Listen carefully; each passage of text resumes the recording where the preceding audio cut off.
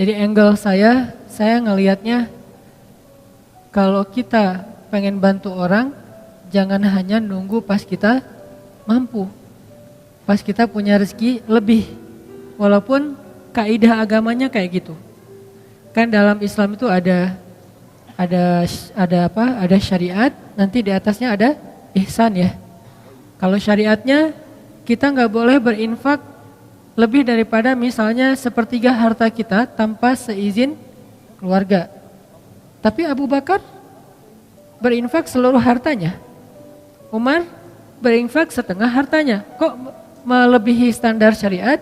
Ya karena keluarga Abu Bakar, keluarga Umar, bukan hanya beliau berdua tapi juga keluarganya, istrinya, anak-anaknya, semuanya derajatnya tuh udah wafa. Derajatnya udah muhsin, orang-orang yang berihsan. Sehingga mereka melakukan sesuatu lebih daripada standar umum yang dilakukan orang lain.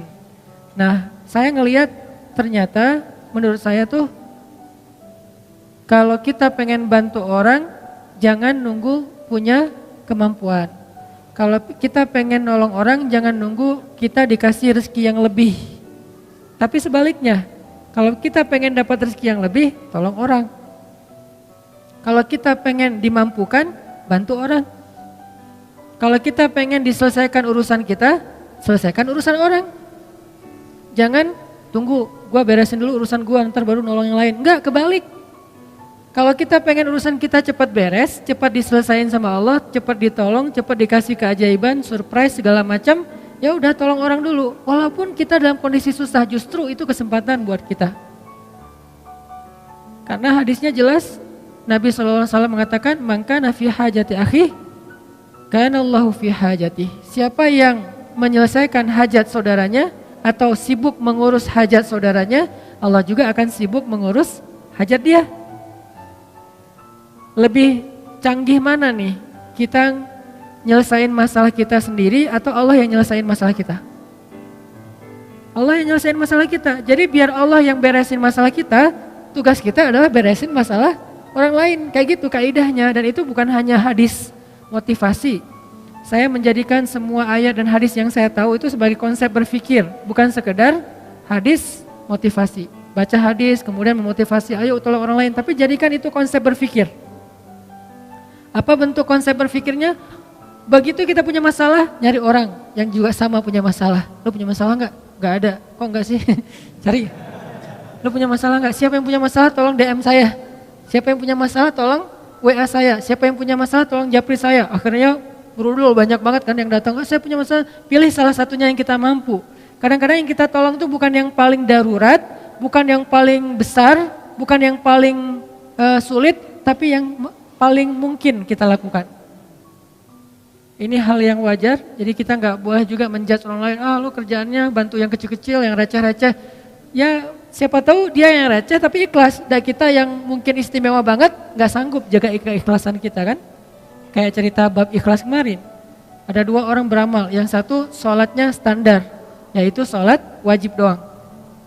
Yang satu lagi plus qobliyah, ba'diyah, duha, tahajud. Mana lebih baik? Yang plus dong. Wajib plus sunnah. Lebih baik yang plus. Tapi kadang-kadang yang plus ini ujian keikhlasan, ujian rianya juga lumayan luar biasa. Kalau yang standar apa yang mau diriain? Kayak hafalan Al-Quran. Yang satu hafal trikul. Yang satu lagi hafalnya Al-Baqarah, Ali Imran, An-Nisa, Al-Maidah. Wah, setengah Al-Quran, 15 juz. Mana yang lebih utama? Pastinya yang lebih banyak hafalan. Tapi paling banyak hafalan justru ujian rianya lebih berat, lebih besar. Kalau dia baca Quran di dalam sholat, pasti dia akan diuji oleh setan, yuwaswis. Mereka pasti nggak bisa ngeralat kalau lu salah. Jadi tenang aja. Karena suratnya di tengah-tengah gitu, dia baca ayat yang saya juga nggak terlalu hafal lah, pokoknya di tengah-tengah Quran gitu ya. Contoh yang mungkin yang paling saya sering ulang tuh kayak surat favorit saya, surat Maryam. Wadhkur fil kitabi Maryam idzin tabadat min ahliha. Di belakang tetap diam. Idzin tabadat min ahliha. Diam aja di belakang. Kenapa? Gak hafal, sama nih. Kan agak-agak yuaswis tuh. Tuh kan bener, susah emang surat itu, yang lain gak pada hafal. Jadi biasa aja kali gitu. Dan makmum ini macam-macam karakternya. Dan jadi ada karakter imam, ada karakter makmum. Imam kadang-kadang kayak gitu, caper gitu kan, baca ayat susah-susah, udah gitu mentok Al-Ikhlas. Idza tabadat min ahli qul huwallahu ahad. Imam. Makmum ada juga yang unik. Uniknya apa? Giliran ayatnya dia nggak hafal, diam. Giliran ayatnya yang semua hafal, semuanya benerin. Ayatnya misalnya standar lah ya. Amma yatasaalun 'anin naba'il 'azim. Serentak satu masjid. Alladzi hum fi mukhtalifun. Wah, serentak semuanya. Kenapa nggak serahin aja di depan? Kan udah ada imam pengganti di belakang teh. Di belakangnya imam. Kenapa nggak dia aja yang benerin? Kenapa semuanya serentak satu shaf pertama hufaz semua itu, hafiz. Kebenaran suratnya populer. Kalau giliran suratnya sulit, semuanya diam. Kenapa? Takut riya. Kenapa makmum pada diam? Takut riya, Ustadz. Jadi masing-masing punya karakter. Artinya jangan remehin. La tahqiranna minal ma'rufi syai'a. Janganlah kalian meremehkan kebaikan sekecil apapun. Kadang ada teman kita kebaikannya itu sepele, cuman rapihin sendal doang depan masjid. Cuman meriksa keran doang yang kalau nggak terlalu rapat ngenutupnya dia rapetin. Tapi amal yang dia lakuin itu karena diremehin orang, jadi nggak ada peluang riya. Sedangkan kita, amal yang kita lakuin karena berpotensi dipuji oleh orang lain, berpotensi juga buat riya. Makanya buat saya sih udah lakuin aja apa yang kita mampu. Tolong orang semampu kita. Kalau mau lebih sedikit gambling, karena kita yakin sama Allah, ya udah lakukan yang lebih berat daripada yang kita mampu. Sesekali coba kayak gitu. Kalau buat saya tuh kayak akidah challenge. Kan sekarang orang challenge-nya macam-macam ya. Ada yang kalau yang di YouTube ada yang ngeprank temennya lah. Apalagi yang terbaru, keluar dari mobil terus joget-joget gitu. Gak ngerti juga maksudnya apa gitu. Ya terserah deh, itu mah ekspresi orang lah ya. Saya gak mau menjudge, yang jelas ternyata dalam Islam juga ada challenge-challenge yang keren gitu. Akidah challenge itu kayak gimana? Gambling dalam arti kita mengambil resiko, kita mengambil sesuatu yang menurut kita agak sulit, tapi kita berserah diri kepada Allah, itu kan keren ya. Salah satunya apa? Akidah challenge. Meninggalkan satu pekerjaan yang kita yakin itu gak halal, lalu kita mencari pekerjaan yang lain yang halal tapi gak yakin nemu apa enggak. Ini kan agak bertaruh kan? Nah, disinilah ada iman atau akidah challenge-nya. Dan dengan akidah challenge, akhirnya kita akan menemukan kebesaran Allah. Siapa yang pernah nerapin akidah challenge dalam hidupnya? Ibunya Nabi Musa.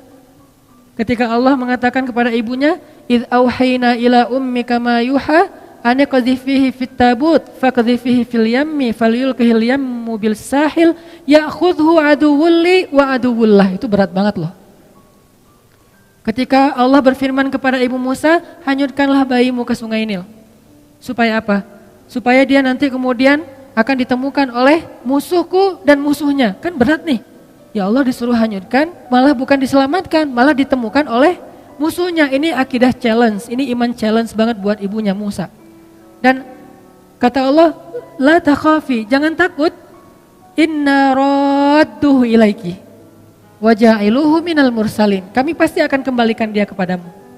Akhirnya dihanyutkan oleh ibu Musa, lalu Allah Subhanahu wa taala singkat cerita mengundang kembali ibu Musa ke istana untuk menyusui bayinya yang sedang kehausan di istana. Akhirnya kembalilah bertemu antara Musa dengan ibundanya, bahkan dengan keluarga besarnya.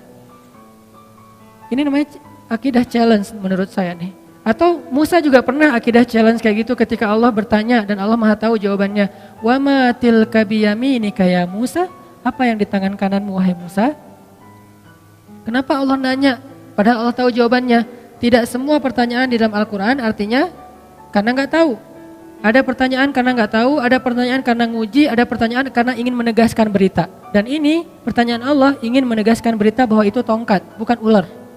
Sehingga Allah nanya, "Wa ma tilka biyaminika ya Musa?"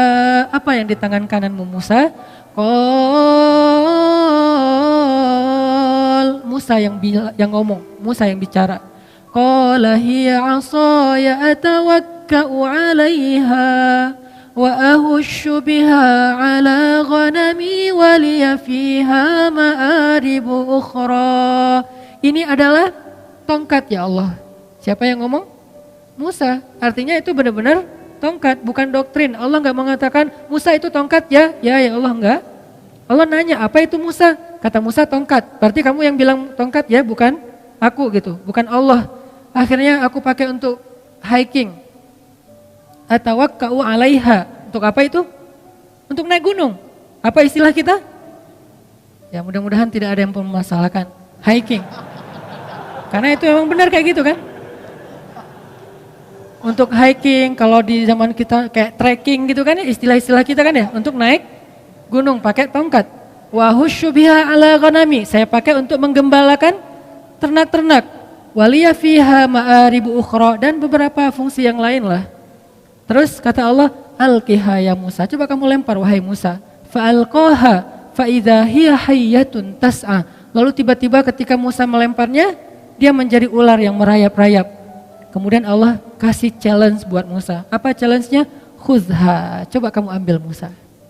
Ini challenge buat Musa, biar Musa makin yakin sama Allah, dikasih ujian dulu.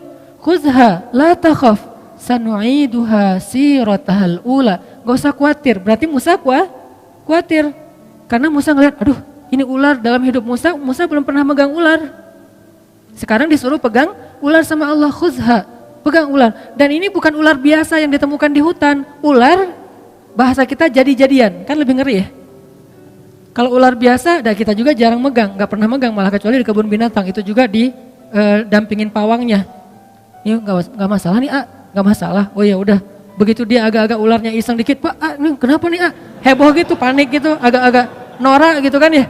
Megang ular di kebun binatang norak, gimana di hutan gitu. Jadi jangan meremehkan Musa yang khawatir. Kenapa Musa khawatir? Wajar.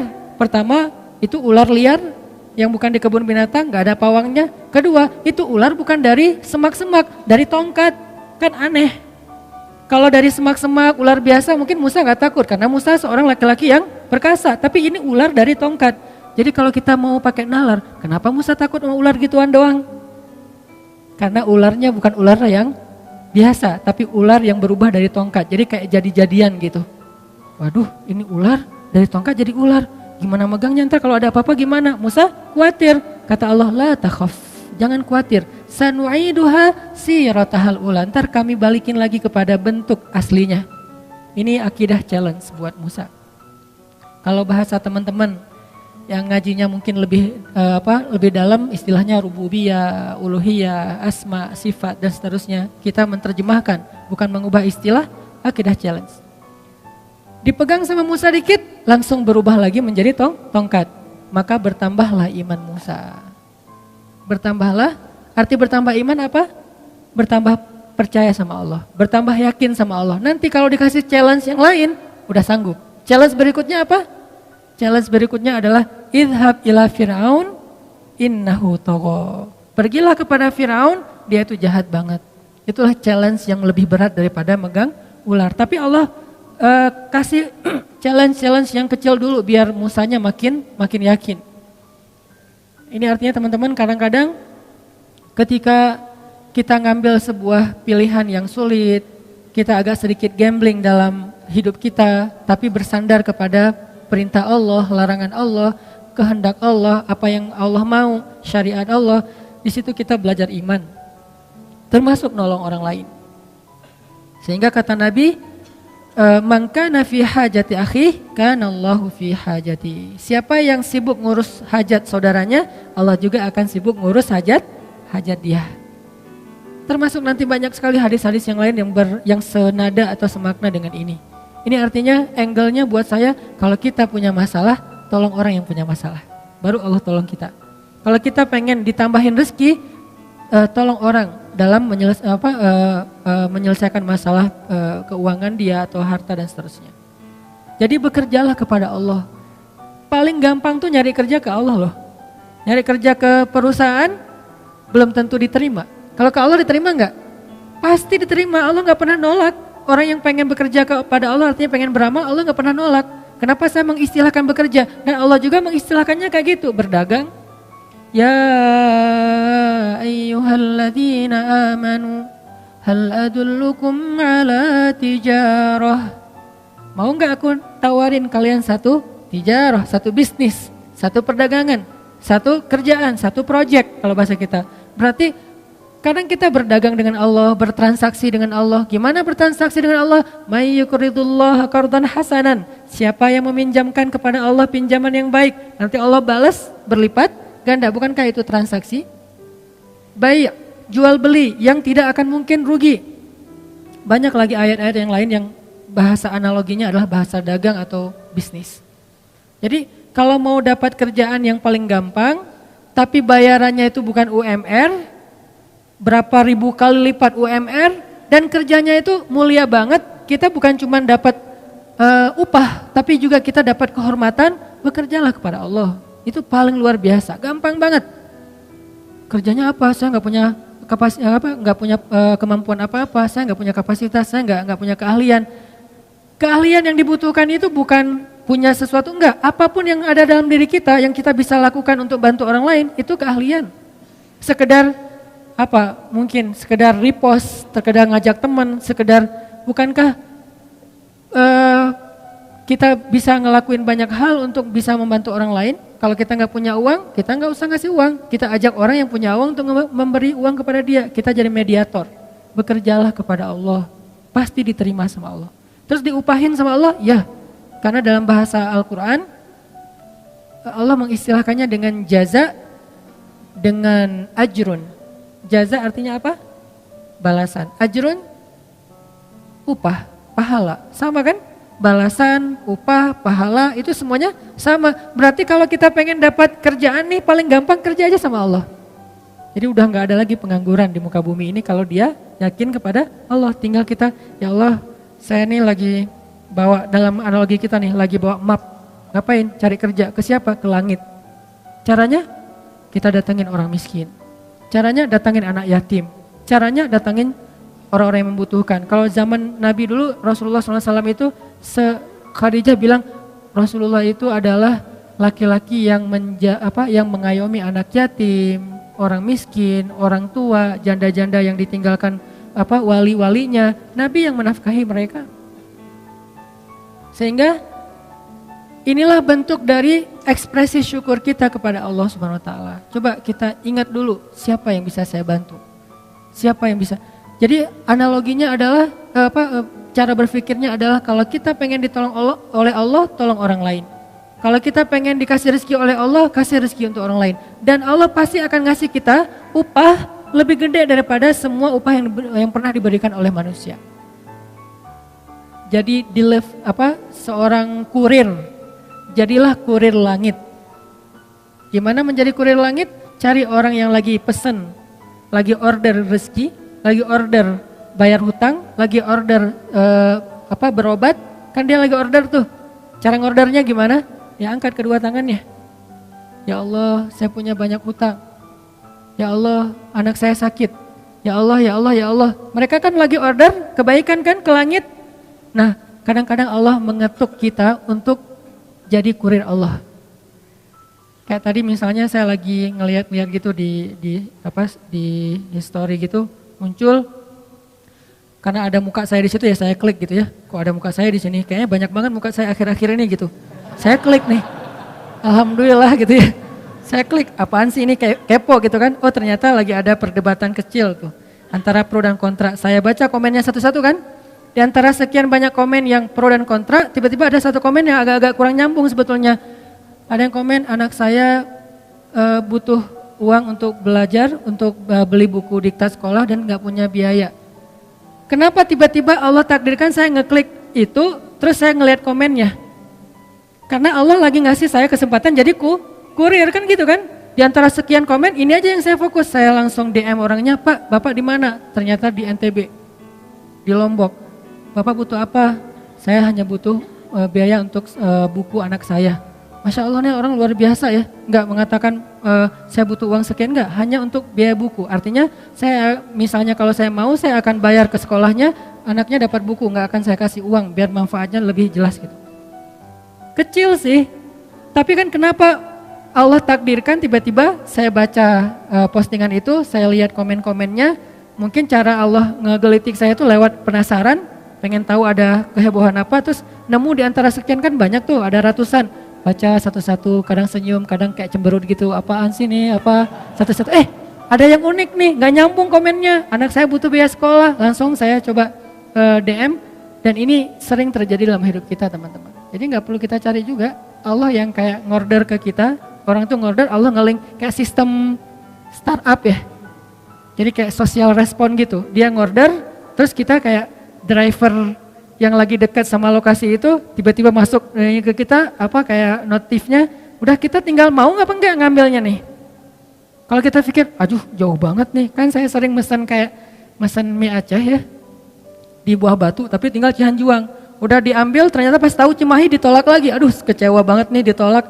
Tapi masih mending lah daripada ditolak mantan, masih. Cuman sampai berkali-kali ditolak gara-gara ngordernya di Cimahi, barangnya ada di Buah Batu, kan orangnya males. Padahal insya Allah pasti saya akan ngasih lebih, saya tahu lah jauh banget, kasihan kalau cuman sekian ribu, kadang-kadang cuman 30.000, ya udah digenapin 31.000 misalnya. Ganjil nggak genap. Maksudnya ditambahin lah 1.000 ongkos capek misalnya. Nah ini kadang-kadang kita pikir aduh jauh banget. Kita mau klik gak sih? Allah nggak lagi ngirim nih. Ada yang order terus muncul notif di kita. Ini analogi lewat digital startup kayak gitu. Ada notif ke kita mau diambil nggak nih? Begitu kita klik, kita ambil, maka Allah Subhanahu Wa Taala langsung transfer balasannya, upahnya, pahalanya ke saldo kita. Dan Allah kalau transfer biaya kurirnya itu lebih gede daripada semua biaya kurir yang pernah ada di muka bumi. Gede banget Allah ngasihnya. Kan berarti gampang kan cari kerjaan? Cari aja kerja ke langit. Dan Allah sering banget ngasih notif ke kita, tinggal kita ambil apa enggak. Nah ini artinya ternyata cara kita pengen kaya, pengen sukses, pengen bahagia, pengen ditolong tuh bukan nunggu beres urusan kita baru nolong orang lain. Tapi nolong orang lain supaya beres urusan kita.